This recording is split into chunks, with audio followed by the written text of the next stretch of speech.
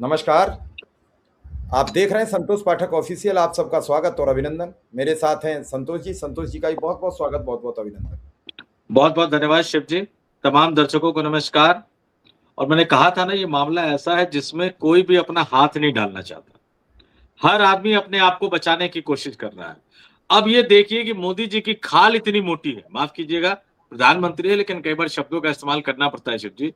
इतनी खाल मोटी है कि सारे आरोप लोगों ने लगा दिए। राहुल गांधी ने दो दो के Adani, Epstein file, surrender, compromised और पता नहीं किस किस तरह के आरोप लगे, लेकिन मोदी जी के चेहरे पे शिकन तक नहीं आई। मुस्कुराते हुए मोदी जी नजर आए। लेकिन जैसे ही शिवजी बंदर बाट में एक बड़ा खुलासा हो गया अयोध्या में, तो सब हाथ पांव झाड़ने में लगे हुए हैं।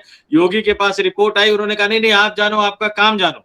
मोदी जी ने भी अब खबर डाल दी है। मोदी जी ने कह दिया, अरे मेरी कोई गलती नहीं है, मैंने तो मांगा था हिसाब किताब। वो तो चंपत राय आदमी बड़ा गजब टाइप का आदमी है, बताइए मैंने हिसाब मांगा, मुझे भी हिसाब नहीं दे रहा। तो मैं भी तो इस देश के करोड़ों हिंदुओं के साथ हूं। लेकिन इस खबर को ऐसे मत देखिएगा। इस खबर के पीछे की खबर हम लेकर आए हैं शिव जी। एक एक करके तथ्यों को सामने रखेंगे। प्रधानमंत्री क्यों पल्ला झाड़ रहे हैं? क्योंकि ये जाएगा तो वहीं तक ना, ये तार तो वहीं तक जाएंगे ना। आप भले ही सीधे कसूरवार ना हो, लेकिन आपने आंख बंद कर रखी थी। आपके पास खबरें आ रही थी, आपको बताया जा रहा था। और अब जबकि उस आदमी ने अपनी जिद में, अपने अहंकार में, पता नहीं कौन से घमंड में टूट के वो आदमी कह रहा है कि लगाते रहो आरोप, मैं तो इस्तीफा नहीं दूंगा। लगाते रहो आरोप, मैं तो मंदिर भी नहीं छोड़ूंगा। लगाते रहो आरोप, मैं तो ट्रस्ट भी नहीं छोड़ूंगा। और बहुत ज्यादा करोगे तो सबकी पोल खोल दूंगा। उसके बाद अब कोई रास्ता नहीं बचा है। अब आपको बड़ा एक्शन लेना पड़ेगा। लेकिन डर जो है ना अंदर से, वो डर डरा रहा है सबको। एसआईटी का जांच का दायरा बढ़ गया है। अब चढ़ावा ही नहीं, अब तो बहुत सी चीजें निकलकर सामने आ रही है। और मैंने शायद परसों हम लोग बात कर रहे थे ना शिव जी, मैंने अपील किया था कि जितने बड़े बड़े नेताओं ने दान किया है, बड़े बड़े फिल्मी कलाकारों ने दान किया है, उद्योगपतियों ने भी दान किया है शिव जी। देखिए सनातनी परंपरा में सब दान करते हैं। मैंने कहा सब सामने आना चाहिए। आज आ गए, एक बड़े नेता सामने आ गए। उन्होंने कह दिया कि मैं तो इतना दान दे के आया था। मैं तो कहूंगा कि जितने चेहरे, अपने दर्शकों से कहूंगा, फुटेज निकाल लीजिएगा। बड़े बड़े फिल्मी सितारे गए थे, अमिताभ बच्चन भी गए थे। अब पता नहीं वो दान देकर आए कि नहीं आए, लेकिन उन तमाम फिल्मी सितारों को टैग करके पूछिए कि क्या दान दिया था तुमने, जरा बता दो। और फिर पूछिए चंपत राय से कि अरे इन्होंने भी दान दिया था, गरीब लोगों के नहीं सुनते हो। ये बड़े बड़े लोग हैं, प्रधानमंत्री जी हाथ मिलाते हैं इनसे, इनकी सुन लो। फिर चंपत राय कहेंगे अरे क्या बात कर रहे हो, वो तो मोदी के ऑफिस ने भी हिसाब मांगा, मैंने मना कर दिया कि मत लो हिसाब, दूंगा नहीं मैं हिसाब, मेरी मर्जी, मेरा ट्रस्ट, मेरे घर का मंदिर है, मैं क्या हिसाब दूंगा। तो ये एक बड़ी स्टोरी लेकर आए हैं शिव जी। और हमेशा की तरह इस स्टोरी के जो पीछे का सच है, वो हम दर्शकों को बताने की कोशिश करेंगे। सिर्फ कुछ मिनट दर्शक हमारे साथ जुड़े रहे। 17-18 मिनट में एक के बाद एक, वो कहते हैं रैपिड फायर राउंड में जो होते हैं, वो हम एक के बाद एक सच अपने दर्शकों के सामने रखने की कोशिश करेंगे। जी शिव जी। संतोष जी, सबसे बड़ी बात जो आपको बताएं और अपने दर्शकों को बताएं कि कहा यह जाता है भाजपा के लोगों के जरिए, विश्व हिंदू परिषद के लोगों के जरिए, कि चंपत राय ने अपना पूरा जन्म जीवन अयोध्या की जमीन पर दान कर दिया। गांव गांव जाना, मंदिर के बारे में तथ्य जुटाना, मंदिर के बारे में सबूत जुटाना। तो भैया वो मालिक नहीं है मंदिर के। जिस व्यक्ति ने अपना सर्वस्व निछावर कर दिया हो, उससे हिसाब मांग क्यों रहे हो? उसने भी तो अपना जीवन लगा दिया है। अब आप पूछ रहे हो कि चांदी के काग भूषण अनीता जी पूछ रही हैं, सिंधी समाज के वो पूछ रहे हैं अध्यक्ष जी कि 200 किलो चांदी। अरे भैया, चर्चा तो इस खबर की होनी चाहिए जो आपकी स्क्रीन पर है। चर्चा तो इस खबर की होनी चाहिए कि ये क्यों खबर किसने छाप दी कि पीएमओ के दखल के बाद भी राम मंदिर ट्रस्ट का इनकार, नहीं देंगे फाइनेंशियल रिकॉर्ड। और क्यों आए वाए दाएं सब सोच रहे हो। जब वो एक सज्जन थे, बच्चा टॉयलेट कर रहा था चबूतरे पे खड़े होकर, उन्होंने कहा चलो पिताजी से शिकायत करने चलेंगे। तो पिताजी छत पे खड़े होकर पेशाब कर रहे थे। तो उस समझदार व्यक्ति ने कहा इससे बढ़िया तो बच्चा था। जब पीएमओ को नहीं दे रहे तो योगी आदित्यनाथ इसीलिए नहीं मांग रहे थे हिसाब, जब पीएमओ और को ही देने। ये प्रभा साक्षी की खबर है शिव जी। और प्रभात साक्षी ने विस्तार से नीचे इसकी खबर बताई है। होता क्या है कि हमें और आपको जैसे कहते हैं ना कि कुछ भी दिक्कत हो तो लोग कहते हैं I will see you in court. अब कोर्ट का तो खैर छोड़ दीजिए, उस पे कोई टिप्पणी नहीं करेंगे। एक दिन हमारे एक दर्शक ने कहा था कि भैया आप लोग कोर्ट से इतना डरते क्यों हो? अरे आप कायदे से वीडियो तो फॉरवर्ड करते नहीं हो, ढंग से साथ तो देते नहीं हो, आप हमारी बहादुरी का पैमाना मत नापिए। हम जितनी बहादुरी का काम कर रहे हैं, वो शायद ही कोई कर पाएगा। और ये भारत समाचार की खबर है शिव जी, तमाम लोग जानते हैं, उत्तर प्रदेश का बड़ा मीडिया संस्थान है ये।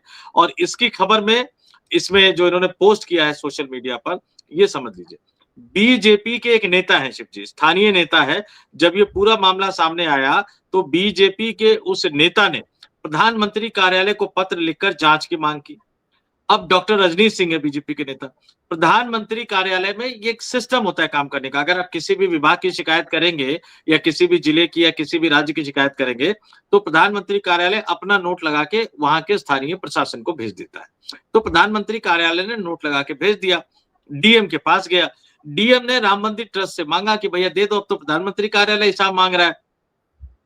चंपत राय ने कहा नहीं देंगे कोई हिसाब किताब, कोई हिसाब किताब नहीं देंगे। और बहाना क्या बनाया? बहाना बनाया कि एसआईटी जांच कर रही है। अरे एसआईटी जांच कर रही है तो एसआईटी ने तो ये भी कहा था कि अयोध्या छोड़कर नहीं जाओगे, तो कैसे गोपाल राय अयोध्या छोड़कर चले गए बेंगलुरु कर्नाटक शिव जी? और ये कोई एसआईटी अभी एफआईआर और बाकी चीजों तक नहीं पहुंची है। अगर प्रधानमंत्री कार्यालय को भी आपने आपसे पिछले कुछ सालों का हिसाब किताब मांगा गया था तो दे देते, या हिसाब किताब रखा ही नहीं है, या सोचा ही नहीं था इन लोगों ने कि लोग जो दान दे रहे हैं कभी वापस दान मांगने आएंगे भी। दान मांगने खैर कोई नहीं आ रहा, लेकिन इनको लगा होगा लोगों ने दान दे दिया, कोई याद करेगा नहीं। वाकई यही होता है, हम लोग दान देकर भूल जाते हैं। हमारे देश में कहावत है, नेकी कर दरिया में डाल। लेकिन क्या पता था कि जब पोल एक बार खुलेगी तो खुलती चली जाएगी, और फिर सब लोग इस पे परेशान हो जाएंगे कि हमने भी भगवान जी को दिया था, वो भगवान जी तक ही पहुंचा, श्री राम तक पहुंचा, या इन दलालों ने बीच में ही उसकी चोरी कर ली, डकैती कर ली। तो अब मोदी जी को हिसाब नहीं दे रहे हैं तो बाकी लोगों का क्या? और फिर तो एक बात और भी मान लीजिए, वो एसआईटी में तो अधिकारी ही थे ना शिव जी, या उसमें से कोई प्रधानमंत्री से ऊपर था क्या कोई? अब क्या बताया जाए? अब जब चंपत राय इन्हीं को किसी को हिसाब देने को तैयार नहीं है, तो आम नागरिक या रजनीश सिंह या फलाने सिंह किस काम के हैं? आप ये देखिए और विचार कीजिए कि किस तरीके से इस राम मंदिर के चंदे का चीरहरण हुआ है। हम तो सीधा सीधा कह रहे हैं कि ये चीरहरण हुआ है, और इस चीरहरण के पीछे क्या कहानी है, इसके पीछे कौन जिम्मेदार है, ये सवाल तो खड़ा हुआ है। और इस पर कोई बोलने को राजी नहीं है, कोई कुछ कहने को राजी नहीं है। ये खबर कह रही है भारत समाचार की, दुस्साहस की पराकाष्ठा, पीएमओ को भी नई जानकारी देंगे चंपत राय, डीएम को भी मना कर दिया। पीएमओ के पत्र पर भी राम मंदिर ट्रस्ट ने वित्तीय ब्यौरा देने से किया इनकार। चंपत राय ने एसआईटी की जांच का हवाला दिया। मंदिर चढ़ावा चोरी मामले में बेहद चौंकाने वाली खबर, जन्मभूमि तीर्थ क्षेत्र ट्रस्ट ने वित्तीय जानकारी देने से इंकार कर दिया है। जानकारी के मुताबिक स्थानीय भाजपा नेता डॉक्टर रजनीश सिंह ने पीएमओ को पत्र लिखकर ट्रस्ट की शुरुआत से अब तक के आय व्यय, दान, बैंक खाते, जमीन के लेन देन और संपत्ति का पूरा ब्यौरा सार्वजनिक करने की मांग की थी। इसके बाद पीएमओ ने पत्र लिखा, प्रशासन को संदर्भित किया। जिला प्रशासन ने ट्रस्ट से वित्तीय जानकारी मांगी, लेकिन ट्रस्ट महासचिव चंपत राय ने एसटीएफ जांच का हवाला देते हुए जानकारी से इंकार कर दिया है। अब क्या कहेंगे संतोष जी? अब तो यही है कि चंपत राय इन सबसे अलग हो गए हैं। लेकिन एक बात मैं और कहूंगा शिव जी, पता नहीं क्यों ऐसा लगता है कि इस खबर का एक और मायने भी हो सकते हैं कि क्या प्रधानमंत्री नरेंद्र मोदी अपनी जिम्मेदारियों से पल्ला झाड़ रहे हैं। वो ये कह रहे हैं कि मैंने हिसाब मांगा, मुझे दिया नहीं। मैं फिर कह देता हूं, इस तरह की खबरें बहुत आएंगी, लगातार आएंगी, लेकिन कोई भी अपनी जिम्मेदारी से मुक्त नहीं हो सकता शिव जी। चाहे वो प्रधानमंत्री हो, चाहे वो गृह मंत्री हो, चाहे राष्ट्रीय स्वयंसेवक संघ के मुखिया सरसंघचालक मोहन भागवत हो, या आरएसएस के स्थानीय स्तर के नेता हो। विश्व हिंदू परिषद ने तो पल्ला झाड़ लिया। विश्व हिंदू परिषद ने इस्तीफा एक टाइप करके भेज दिया, उस पर साइन कर दीजिए। चंपत राय मना कर दिए। अब विश्व हिंदू परिषद के जो अंतर्राष्ट्रीय अध्यक्ष आलोक कुमार, उन्होंने कह दिया कि इस पर एफआईआर दर्ज होनी चाहिए, इस पर एक फास्ट ट्रैक कोर्ट में मामला सुनना चाहिए। और अब मैंने कहा कि जैसे लोग बाहर सामने आ रहे हैं, ऐसे बड़े बड़े दिक्कत सामने आने चाहिए। शिवसेना उद्धव ठाकरे सामने आ गए हैं शिव जी। अब वो शिवसेना नहीं, शिवसेना यूबीटी के नेता है, क्योंकि पूरी शिवसेना तो छीन ली, जो बचे खुचे सांसद थे वो भी छीन लिए। अब संसद भवन में जो कई दशकों से कार्यालय था शिव जी, क्योंकि 5 सांसद से कम होते तो आपके पास ऑफिस नहीं होता है, वो कार्यालय भी छीनने की कगार पर आ गया है। पता नहीं भगवान राम क्या करेंगे उनका, लेकिन वो कह रहे हैं कि भैया हमने 4 किलो चांदी की ईंट दी थी मंदिर ट्रस्ट को, आज तक रसीद नहीं मिली।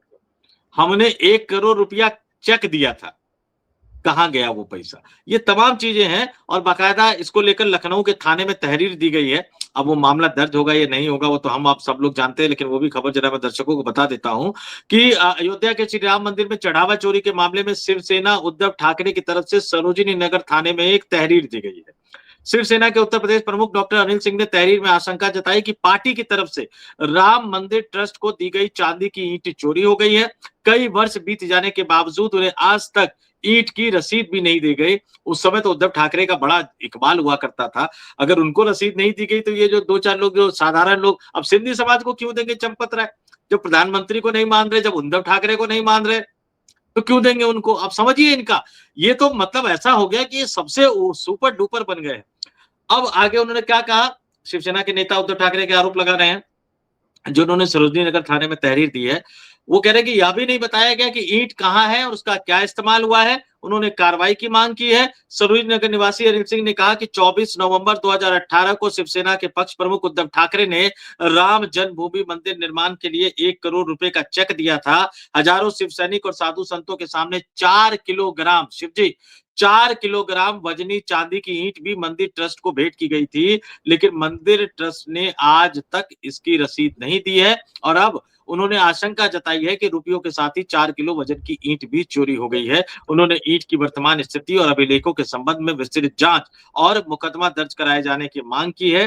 अब उसमें कई तरह की बात कही जा रही है कि मिली है कि नहीं मिली है, लेकिन ये तमाम चीजें जो है वो अपने आप में चंपत राय का एक और चेहरा बयां करते हुए, एक और चेहरा बताते हुए नजर आ रहा है शिव जी। और आप ये देख लीजिए कि सारी गड़बड़ी कैसे हो रही है, सारी गड़बड़ी कहां से निकलकर सामने आ रही है।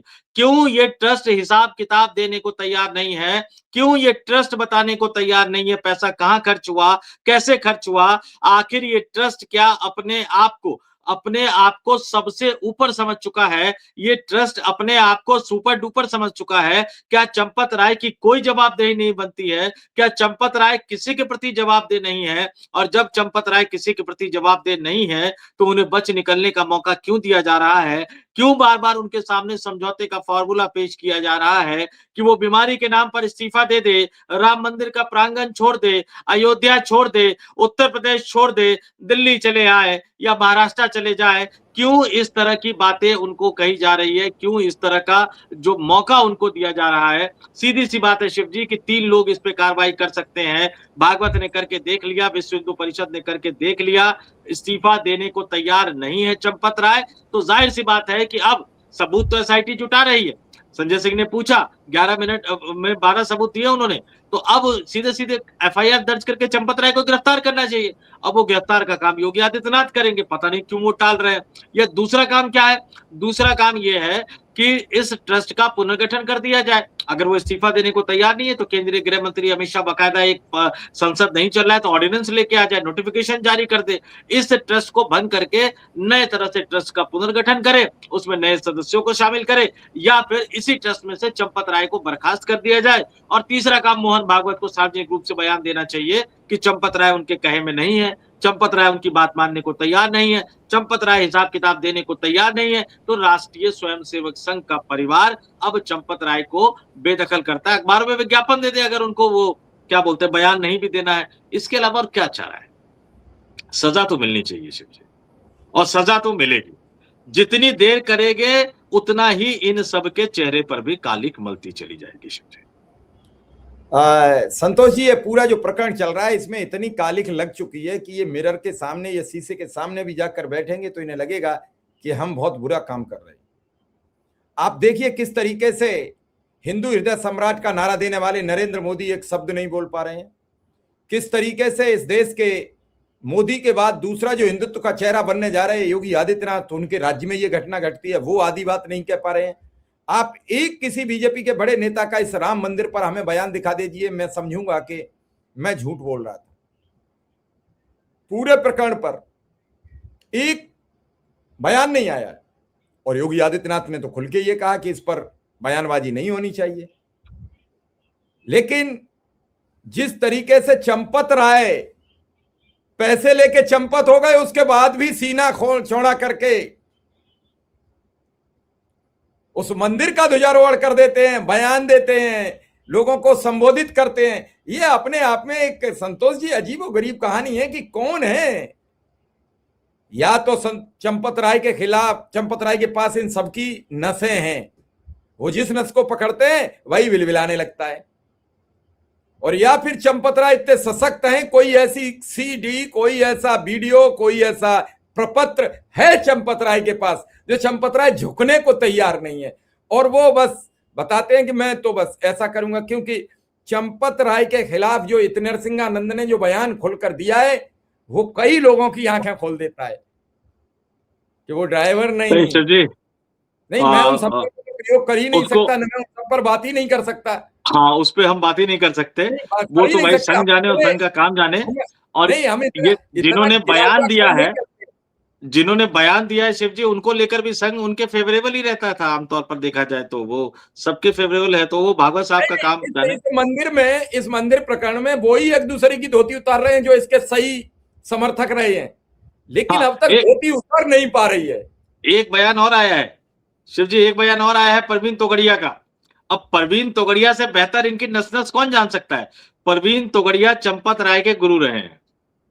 परवीन तोगड़िया के भरोसेमंद चंपत राय हुआ करते थे, बाद में मोदी एंड कंपनी को ज्वाइन किया। परवीन तोगड़िया को हरियाणा में विश्व हिंदू परिषद से बाहर कैसे निकाला गया, मैंने उसको कवर किया था बतौर रिपोर्टर। तो परवीन तोगड़िया ये कह रहे हैं, अच्छा परवीन तोगड़िया याद दिला दूं दर्शकों को, जैसे मनोहर लाल खट्टर एक ही बाइक पे चला करते थे ना मोदी जी के साथ, ऐसे ही तोगड़िया साहब भी चला करते थे। मतलब तोगड़िया साहब ड्राइवर भी थे, तोगड़िया साहब मोदी जी के लिए खाने पीने की व्यवस्था भी करते थे, क्योंकि वो तो झोला उठा के घुमा करते थे शिव जी।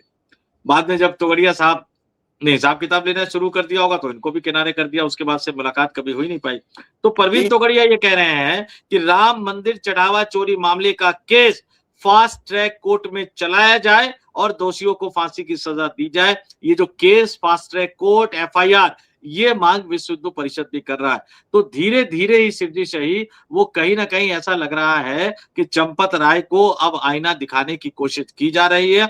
विकल्प उन्हीं के पास तीन ही है कि इस्तीफा दे दे, इस्तीफा नहीं देंगे तो फिर बर्खास्तगी तो होगी, लेकिन क्या एफआईआर के साथ गिरफ्तारी होगी, ये योगी आदित्यनाथ के हाथ में है। आज यूपी बीजेपी की टीम का ऐलान भी हो गया। अब तक लोग इंतजार कर रहे होंगे, 2-4 मेरे नाम लगा दो, 2-4 मेरे नाम शामिल कर दो, 2-4 मेरे नाम शामिल कर दो, वो सब हो गया। नितिन नवीन के करीबी आदमी भी शामिल हो गए, राजनाथ सिंह के छोटे बेटे की भी फाइनली एंट्री हो गई, कुछ और परिवारवाद से जुड़े लोग आ गए, अमित शाह के पीए भी बन गए अब उस यूपी बीजेपी की नई टीम में।